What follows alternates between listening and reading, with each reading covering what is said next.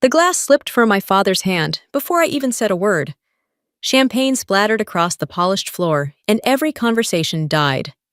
He was standing under the Navy banner medals, flashing under the light, calling my stepsister Commander Elise Green, my pride, my legacy. And then he saw me standing at the back of the hall, wearing the real badge. For a second, the man who once taught me that honor was sacred looked like he didn't recognize his own daughter. His voice cracked through the silence. "Who authorized that rank?" No one breathed. I didn't answer, because the truth didn't need his permission anymore. That was the night everything broke: the pride, the bloodline, and the lie my father built his entire career on. My name is Michelle Green, and this is the story of how I made the Navy remember what honor really means. I thought I'd grown numb to Navy ceremonies, the polished brass, the rehearsed speeches, the way applause pretended to measure worth. But that night, as I stepped into the Washington Navy Yard, I realized I wasn't walking into a ceremony. I was walking into a performance my father had directed to perfection. They called him Admiral Robert Greene, a man carved from steel and legacy, a living symbol of command. To the world, he was honor personified.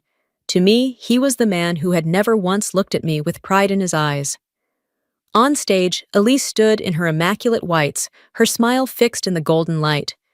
The announcer's voice boomed the youngest commander in the fleet. Applause thundered. Cameras flashed. Every head turned toward her, radiant beneath the weight of borrowed glory. I stood at the back in uniform unnoticed. The bright yellow glow from the chandeliers bathed her in warmth, but the pale blue light spilling from the open door washed over the silver badge on my shoulder. For a moment, the two colors met halfway, and in that shimmer, my father turned. The glass slipped from his hand. It shattered like a gunshot, sharp and final. Silence fell across the room. His smile fractured into disbelief, then anger, the kind that stripped the air of oxygen. No one moved. No one breathed. I stayed still, spine straight, my fingers brushing the badge I had rightfully earned months ago. I hadn't come here to explain myself. I had come to prove something else entirely, that truth doesn't need permission. I grew up in a house by the Virginia coast, where everything gleamed like parade brass. The silver, the photographs, the uniforms, each polished to perfection, as if love itself could be measured by inspection. My father valued discipline more than affection, the Navy more than family, and Elise, the daughter of his second wife, more than the child he'd already raised. When my mother died, I was 12. At her funeral, he stood ramrod straight beside the flag-draped coffin, his voice cold and certain as steel, when he said, "A green never breaks formation." 2 years later, he remarried. Slowly, every trace of my mother disappeared from the house. The photo of me graduating from the academy was taken down. Elise's portrait, in her officer whites, hung in its place. By 22, I left Virginia for Washington and never looked back. I learned that silence could be armor. My father joked that Elise fought storms while I fought spreadsheets, and people laughed. I smiled when they did, though something inside me closed tighter every time. Last spring, I took leave and went home. The house looked the same trophies of a man who measured love and achievements. I was walking past his office when I heard his voice smooth and confident over the phone. "She'll get the commander board early. I called in some favors. Elise is ready." I froze in the hallway. He wasn't proud, he was plotting. Then softer, almost amused Michelle. "She's still doing that computer thing. She's not command material." The words hit harder than any order ever could. I left before the anger could turn into something reckless. Back in my DC apartment, I stood at the window watching the reflection of city lights on glass towers, cold, distant, efficient. My mother's voice echoed in my head. "Your father will never see you until you outrank his pride." I never wanted to surpass him. I only wanted to stand beside him once. But to do that, I would have to break the very legacy he built. Before Elise's promotion was announced, I'd been part of a classified mission in Bahrain, Operation Ghost Hawk. We picked up erratic interference across encrypted channels, a pattern no one else noticed. I traced the signals, layered the data, and realized what it meant: a cyber attack aimed at a U.S. carrier strike group. We had 26 minutes. I rerouted the data, verified the source, and ordered an immediate alert to Fleet Command. On screen, I watched the Roosevelt pivot course just outside the strike window. No fanfare, no applause, only the faint hum of electronics and the steady breathing of the analysts around me. The after-action report was stamped Top Secret. My medal, the Joint Intelligence Commendation, was locked inside a classified file. My father never knew. When I told him I'd just returned from the Middle East, he laughed proud and dismissive all at once. You always find the safest wars, don't you? 3 days later, the Navy's internal bulletin featured a full-page article, Lieutenant Commander Elise Green, Exemplary Officer in Sea Command considered for early promotion. Her photo showed her in dress whites beside him beaming beneath the same golden light that had once been promised to me.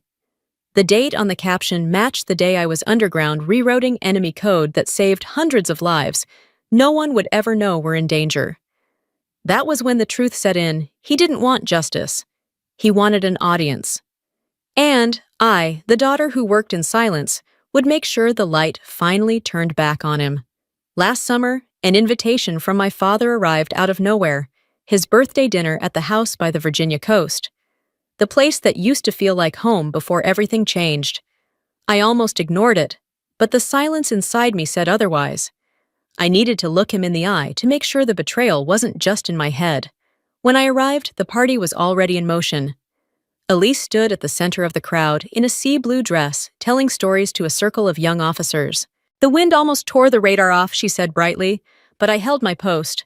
Captain said he'd never seen such control. My father laughed proud, chest lifted. That's my girl, a born commander. Applause scattered like rain. I sat at the end of the table, listening to the ocean instead of the voices. Must have been a small storm, I muttered. His gaze snapped to me hard and cold. Not everything can be understood from behind a screen, Michelle. One sentence clean, final cut through the thin thread that still connected us. Later on the pier, I heard his voice through the open window, speaking to Captain Harris, my former instructor. Elise carries my name with pride. Michelle's background noise. Brilliant, yes, but she'll never command.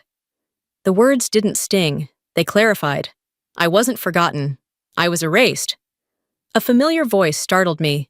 Michelle Captain Reed, a friend from Annapolis, now with Navy administration, stepped beside me. Someone filed an anonymous inquiry about Elise's promotion, he whispered. It was dismissed before it reached the Inspector General. Someone had buried it. Maybe him. Maybe someone protecting him. Reed's eyes held mine. Be careful. You don't know how deep this goes. That night I drove away. In the mirror, the house flickered like a distant lighthouse guiding no one. I knew I'd never return as his daughter. The Pentagon after midnight was nothing but hums and screens.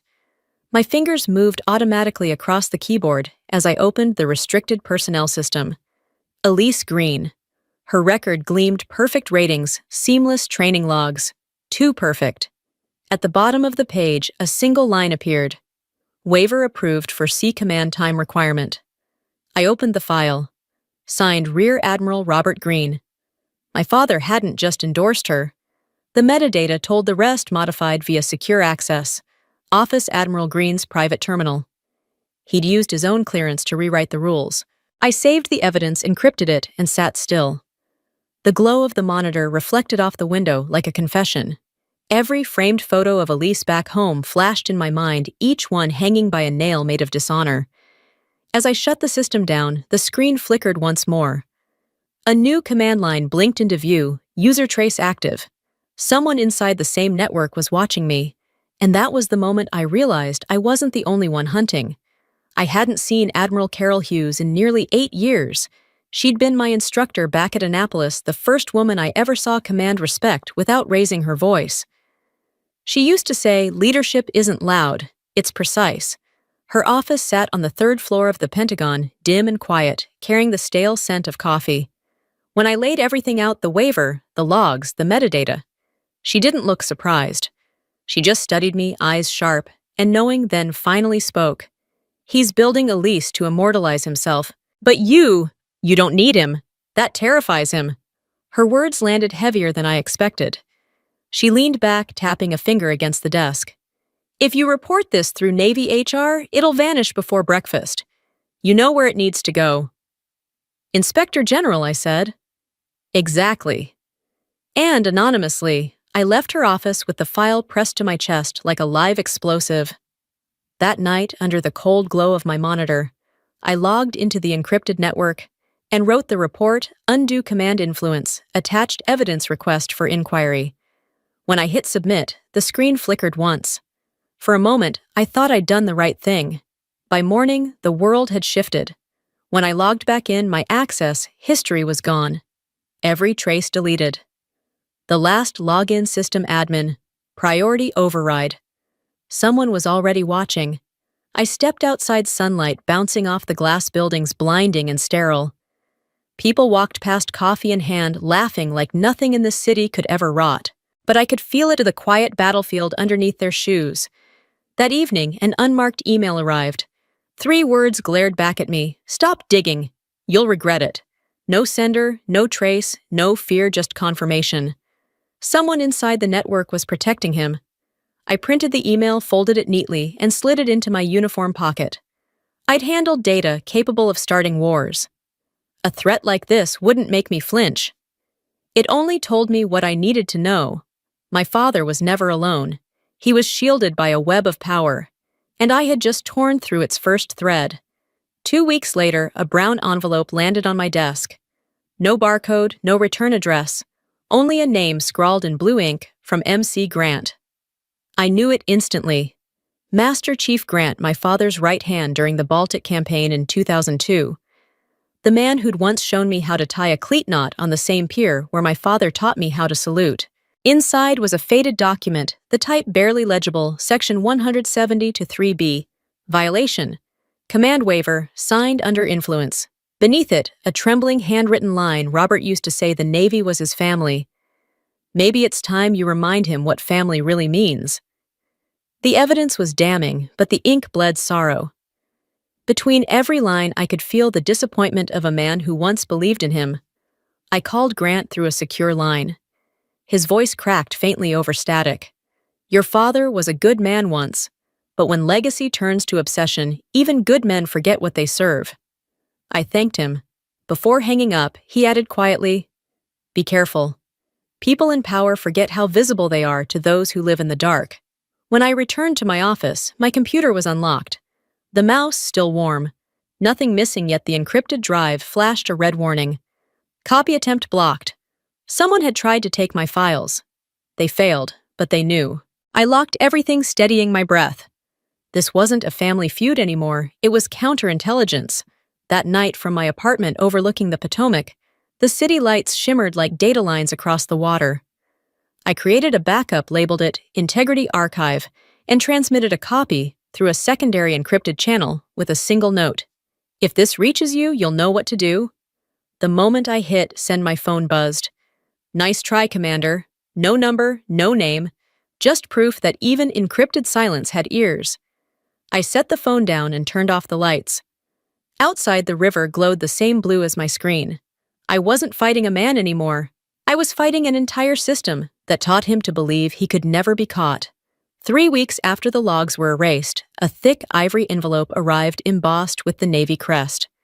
The office of Admiral Robert Greene cordially invites you to the induction ceremony of Commander Elise Greene. Same hall, same hour, same lie. Only this time I carried the truth.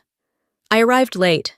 Through the glass dome of the Washington Navy Yard, I saw the lights, the polished uniforms, the echo of glasses meeting crystal.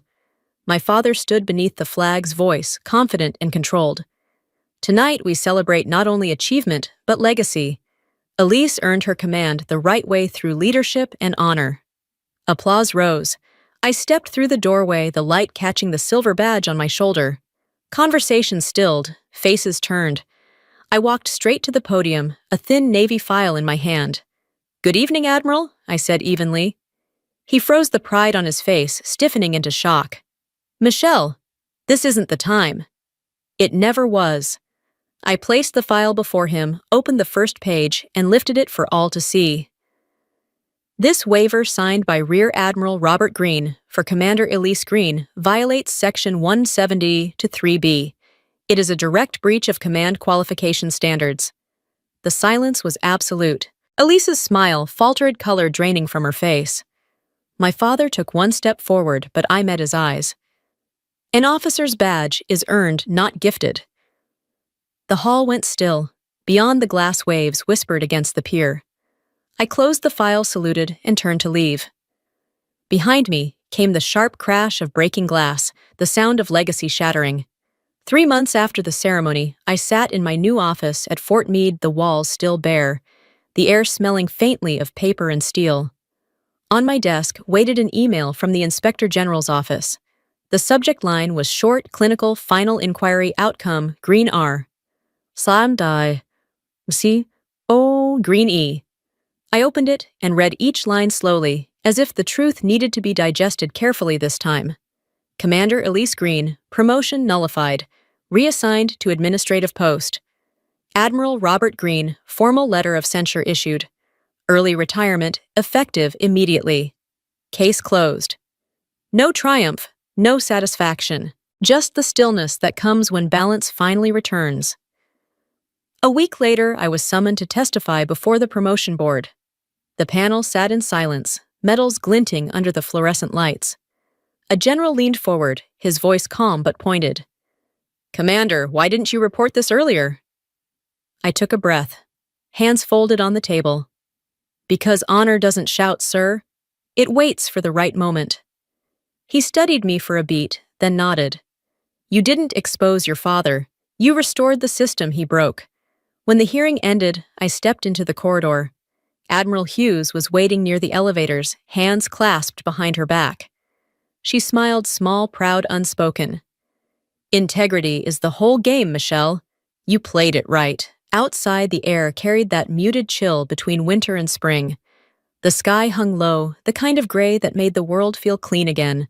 Somewhere in the city, a man who once believed legacy was eternal had just signed his retirement papers. He would keep his medals, his portrait, his history, but he'd lost the one thing he'd built his empire on: his name. I walked across the parking lot, the wind tugging at my coat, and for the first time in years, I didn't feel invisible. Not because of the rank on my shoulder, but because I had proven that even in a system that worships power, the quiet truth still finds its way through. They promoted me weeks later. No fanfare, no ceremony, just a short message in my inbox. Effective immediately, Commander Michelle Green, Director of Naval Intelligence Analysis Division. No one clapped. No one needed to. The silence was applause enough. I returned to Virginia Beach in the fall. The air was colder than I remembered, sharper, as if the wind itself had something to say.